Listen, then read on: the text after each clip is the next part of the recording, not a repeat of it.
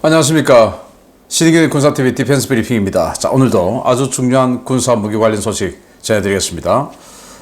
미국이 6세대 전투기 NGAD 포기한다.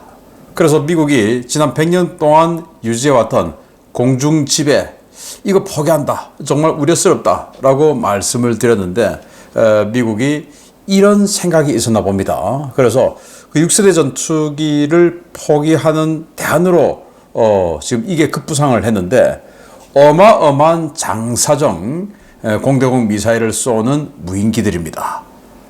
일본 상공에서 중국 상공, 베이징 상공에 있는 중국 전투기를 격추시킬 수 있는 어마어마한 능력을 앞으로 가지게 될 것 같습니다. 어떤 내용인지 보겠습니다. 일본은 카가 항모를 미국에서 F-35B 탑재 실험을 위해서 출항시켰다라는 소식에서부터 호주는 M1A2 전차 초도분을 인수했는데 내년부터 실전 배치한다라는 소식까지 보겠습니다. 첫 번째입니다. 이달 미국으로 향하는 일본 해상자위대 항공모함 카가가 다음 달 5일부터 11월 18일까지 F-35B 전투기 탑재를 위한 항모 인증 예비 절차를 수행한다는 소식입니다. 샌디에고 해군기지에서 진행되는 이번 시험에서 카가는 미 해군과 해병대의 지원을 받아 경항모 운영에 필요한 기본 교육과 시스템 통합 작업을 받을 예정입니다. 장기전의 수렁에 빠진 우크라이나가 미국과 유럽의 기갑 장비 공여가 줄면서 부대 재편성과 신규 부대 창설에 큰 어려움을 겪고 있습니다.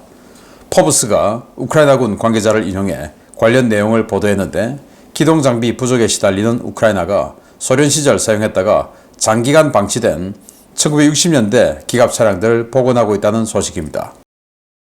미 해군이 슈퍼호넷 전투기에 무려 4발의 공중발사 SM-6 미사일을 탑재 시험 중이라는 소식입니다. AIM-174B 미사일 4발과 암람 2발, 사이드와인더 2발에 보조 연료 탱크까지 장착한 제9 시험 평가 비행대 슈퍼호넷 전투기가 카메라에 포착되었습니다. 이번 우크라이나 전쟁에서 그야말로 엄청난 숫자의 지뢰를 사용하고 있는 러시아가 무인 지상 전투 차량에 자동 지뢰 살포 시스템을 통합해 사용할 준비를 하고 있다는 소식입니다. 배터리를 사용하는 이 UGV는 적진 인근에 조용히 침투해 32발의 지뢰를 자동으로 살포할 수 있는데요. 이 무기가 실전에 배치되면 우크라이나군에 상당한 위협이 될 것으로 보입니다. 호주가 지난 2022년에 75대를 발주한 M1A2 SEP V3 전차 초도분을 인수해 기갑학교에 배치했다는 소식입니다. 호주는 올해가 가기 전에 한 개 대대 분량의 에이브람스 전차를 받아 제3여단에 배치할 예정인데 호주 육군은 2026년까지 모든 물량 인수가 예정되어 있다고 밝혔습니다. 자, 여기 보시면 카가 항공모함입니다. 카가는 이 갑판 개량 작업을 다 마쳤어요. 그리고 일본함인 이즈모는 내부 개량을 다 마쳤고 갑판 개량은 아직 마치지 않았습니다. 이 카가나 이즈모가 원래는 우리 독도함, 마라도함처럼 이 앞이 조금 이렇게 사다리꼴로 이렇게 조금 둥그렇게 나와 있었죠. 그걸 완전히 직사각형으로 이렇게 가다듬은 겁니다. 그리고 당연히 이제 이 갑판 내열 내화 코팅은 다 됐고요. 그래서 일단 내부 개조는 되어 있지 않지만 이걸 미국으로 보내서 샌디에고에서 이제 실험을 F-35B 지금 일본 건 없어요. 그래서 미 해군 해병대 지원을 받아서 F-35B 이착함 그리고 F-35B 운용 교육을 받는다라는 건데 그러니까 10월 5일부터 11월 18일까지 한 달여간 이 테스트를 하는데 이탈리아의 까보르 그리고 영국의 퀸 엘리자베스, 프린스 오브 웨일스 전부 다 받았었죠. 이 교육을. 왜냐 미국제 전투기로 항모를 운영할 것이기 때문에. 그래서 저는 우리가 항모 운영을 한 번도 안 해봤는데 우리가 국산 전투기를 처음부터 배치를 한다면 이 미국의 이 항모 운영 교육을 이수할 수 있는 자격이 없죠. 우리 한국형 항모에 KF-21 네이비 버전을 만약에 하면 우리 스스로 다 맨땅에 헤딩하듯이 해야 되는 거예요. 자, 이게 조금 우려스럽다라는 생각이 이걸 보면서 문득 드네요. 아무튼 이제 일본은 2026년부터 이제 정말 항모 운용 국가가 되게 되었습니다. 자, BMP-1입니다. 1960년대 만든 BTR-60 차량용 장갑차 그리고 BMP-1 이런 것들을 이제 복원하고 있어요. 왜냐? 미국에서 610억 달러의 지원 예산을 통과시켜 놓고 제대로 집행을 안 하고 있어요. 그래서 M랩 장갑차나 어마어마하게 많은데 그걸 지금 안 주고 있어요. 그리고 전차도 추가로 안 주고 있어요. 또 유럽에서도 자기들 가지고 있는 재고 지금 거의 다 썼죠. 유럽은 원래 이 군사력, 이 인벤토리가 좀 약했으니까. 그래서 아무리 뭐 방어력이나 이런 것들이 약하다 하더라도 그래도 보병이 독자적으로 전투하는 것보다 나으니까 이런 BMP-1이나 BTR-60 같은 것도 지금 복원에 들어갔다라는 건데 러시아나 우크라이나나 둘 다 지금 정말 처절한 이 쥐어짜는 이런 전력을 다하는 것 같습니다. 야, 정말 대단한데요. 슈퍼호넷 전투기의 아랫부분 사진인데, 자, 날아가고 있는 모습인데, 이게 대단히 큰 미사일이 있어요. SM-6입니다. 바로 함대공 미사일이죠. SM-6 보시다시피 4발, 그리고 암람 2발, 그리고 날개 끝에 사이드와인더. 자, 이렇게 해서 총 8발의 공대공 미사일을 장착하고, 그리고 보조 연료탱크 하나, 이렇게 장착하고 비행하고 있는 슈퍼호넷이에요. 자, 이 SM-6를 함대공으로 쐈을 때 한 370km. 그런데 함대공으로 쏘면 중력을 거슬러 올라가야 되기 때문에 사거리가 줄어들죠.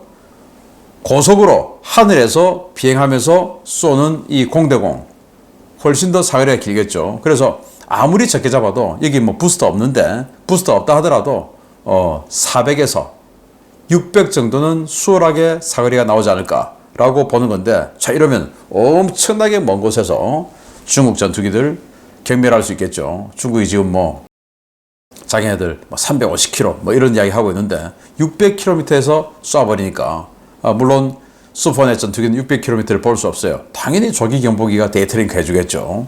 이런 엄청난 능력을 가지게 된다라는 건데, 자, 부럽기도 하고요. 뭐 우리도 이런 장사정 미사일, 공대공 미사일 있으면 어떨까라는 생각도 들기도 합니다. 이거 정말 우려스럽습니다. 모터로 움직여요. 모터. 우리 주변에 이제 그 하이브리드 차량들 많죠. 그리고 전기차도 많죠. 그래서 하이브리드 차나 전기차나 엔진을 돌리지 않고 모터로 움직일 때, 전기차는 뭐 다 모터뿐이지만 너무 조용하고 아무 소리가 안 나니까 그냥 윙 하는 또 음악 소리 같은 거 이런 걸 일부러 내게끔 하죠. 왜? 사람들이 알아야 뭐 조심을 하고 피하든가 하죠. 그 정도로 소음이 없어요.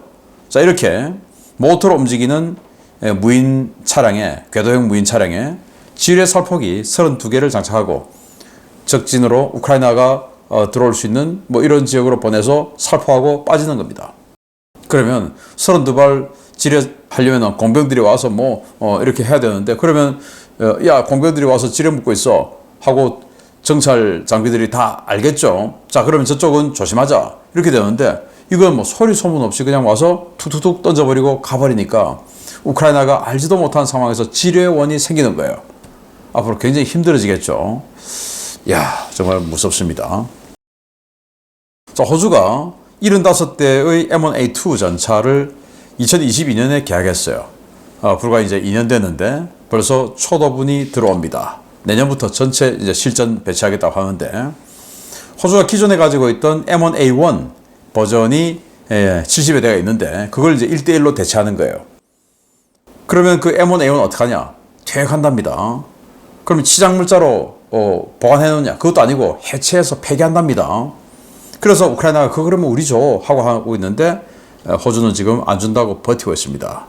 주면 좋을 텐데, 미군이 쓰던 이 M1 전차 같은 경우는 열화 우라늄 장갑 이런 것들이 들어있어서 그걸 빼내는 다운그레이드 작업이 필요한데 호주는 열화 우라늄 장갑이 아니죠. 그러니까 그냥 바로 그냥 갖다 주면 되는데 왜 안 주는지 모르겠고, 두 번째, 자, 대만은 2019년도에 M1A2 전차 구매 계약을 했어요. 그런데 호주는 2022년에 계약했어요. 3년의 차이가 있죠. 그런데 호주는 2년 만에 납품, 대만은 5년 됐는데 아직도 납품 안 해. 그리고 올 연말에 납품할 예정? 그런데 그때 또 가봐야 되죠. 왜? 계속 미뤘으니까. 그리고 또 전차를 안 만들어 놨냐? 또 몇 대는 또 만들어 놨어요. 대만 주려고. 그거 안 주고 홀딩하고 있어요. 도대체 미국의 민주당의 입장은 뭐냐? 대만을 아주 만만하게 보이게 만들어서 중국으로부터 대만을 공격하게끔 이런 욕심이 생기게끔 하는, 즉 대만의 전쟁 억제력을 무너뜨려 버려서 중국이 공격하게끔 하는 이런 게 목적이냐라는 의심이 안 생길 수가 없어요. 대만 참 황당한 상황에 놓여 있는데요. 보겠습니다. 자, 중요 소식 들어갑니다. 내년에 첫 비행을 하고 2026년부터 미 공군에 대량 배치될 협업 전투 항공기, 약칭 CCA의 초도 물량은 공대공 미사일 캐리어가 될 것 같습니다. CCA 인크리먼트 1 사업자로 참여 중인 제네럴 아토믹스와 안두릴이 무인 전투기에 공대공 미사일을 통합하고 있다는 소식입니다. 미 공군 CCA 인크리먼트 1 프로그램에 사업자로 참여 중인 제네럴 아토믹스와 안두릴이 RTX와 함께 공대공 미사일 통합 작업을 진행 중이라고 존 노먼 RTX 항공 및 우주방어 시스템 담당 부사장이 현지 시각 9월 10일 밝혔습니다. 노먼 부사장은 CCA 인크리먼트 1 드론은 기본적으로 유인 전투기를 보조해 공대공 능력을 운반하는 일종의 미사일 트럭과 같은 역할을 할 것이라며 현재 협력사와 통합 작업을 진행하고 있다라고 밝혔습니다. 그는 공대공 미사일 캐리어를 생각해보라. 이제 F-35든 F-22든 공군의 전투기들은 자유자재로 컨트롤할 수 있는 드론들을 보유하게 될 것이고, 이 드론들을 화력 증강 자산으로 활용해 더 많은 탄약을 투발할 수 있게 된다라고 밝혔습니다.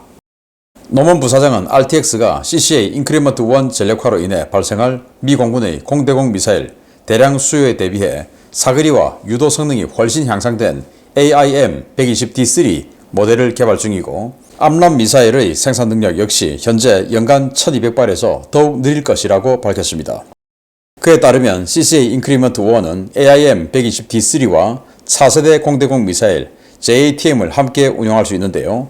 제네럴 아토믹스는 발키리보다 대형화된 SQ-67A 기반의 무인기를, 안두릴은 경쟁사와 유사한 체급의 무인기를 개발해 2025년 중에 공개할 예정입니다. 미 공군은 2026년부터 CCA 대량 조달을 시작해 F-35 블록 4와 F-22 개량형, F-15EX 등의 기체와 통합 운용할 예정인데요. 이들 전력이 배치되면 미 공군의 공대공 교전 거리는 중국 전투기들의 공대공 교전 거리를 압도하는 수준으로 확대될 것으로 기대됩니다. 네, CCA 프로그램에서 그러니까 무인기 대량 생산하는 프로그램인데, 여기에서 이렇게 제네럴 아토믹스가 내놓은 공식 CG예요. 그리고 안두릴, 이렇게 두 개 업체가 선정되는데 원래 5개 업체가 경쟁했죠. 그 중에 이제 록히드 마틴, 보잉, 노스롭 그루마는 탈락했어요.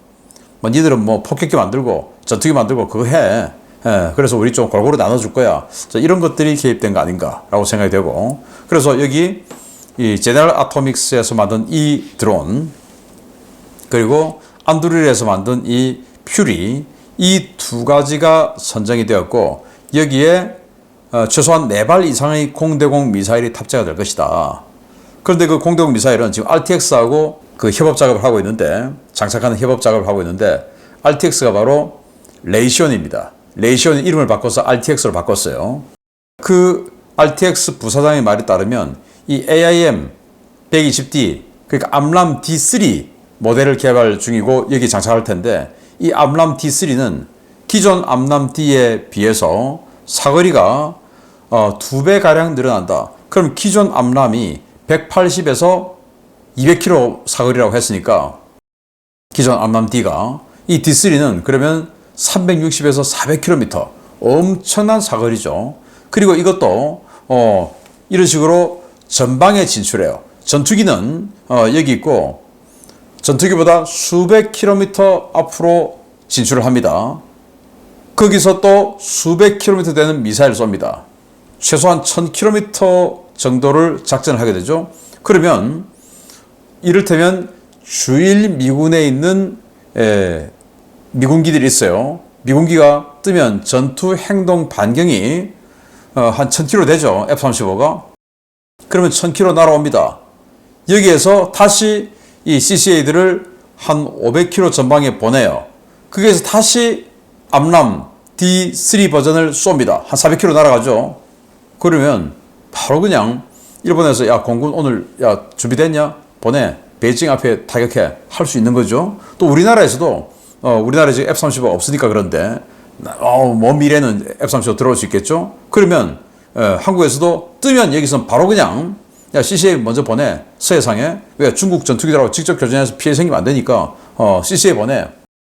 또 스텔스니까 중국이 잘 탐지를 못하고 더 작으니까 또 탐지 못하고 그리고는 미사일 쏴버리는 겁니다. 미국이 6세대 전투기를 포기한다고 했을 때 야 좀 걱정된다. 이 공중지배를 포기하면 어떡하나 라고 했는데 자 이런 생각이 다 있었네요. 그러니까 5세대 전투기를 하더라도 직접 교전하지 않고 소형화, 스텔스 그러니까 작고 스텔스니까 더 탐지하기 어렵겠죠. 그걸 수백 킬로미터 앞에 보내서 그리고 수백 킬로미터짜리 공대공 미사일로 전투를 한다 라는 계획을 세웠습니다. 뭐 나름 효과는 있을 텐데요. 뭐 우리도 충분히 자본을 투입하면 할 수 있을 것 같은데 우리 KF-21도 이 유무인 복합전도 멈티 한다고 하죠. 이런 성과를 내주기를 바랍니다. 마치겠습니다. 감사합니다.